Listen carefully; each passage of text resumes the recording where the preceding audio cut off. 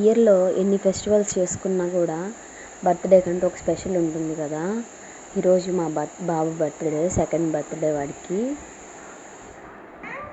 వాడిని కదా అని మార్నింగే లేపేశాను. వాడిని ఎవరు విష్ చేసినా కూడా తీసుకోవట్లేదు, ఏడుస్తూ ఉన్నాడు. ఇంకా ఫ్రెష్ అప్ చేసి రెడీ చేసాను. వాళ్ళ నాన్నతో ఎలా ఆడుకుంటున్నాడు. ఇంకా గుడికి వెళ్ళిపోయాము. అదేందో బర్త్డే అంటే దేవుడి దగ్గరికి పోయి బ్లెస్సింగ్స్ తీసుకోవాలని అదొక చిన్నప్పటి నుంచి ఫార్మాలిటీ అయిపోయింది కదా. అలాగే మేము కూడా గుడికి వెళ్ళిపోయాను.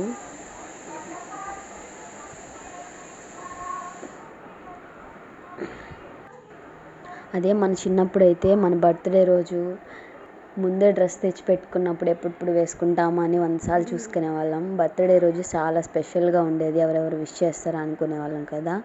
కానీ ఇప్పుడు అవన్నీ లేదు, చేసుకోలేము.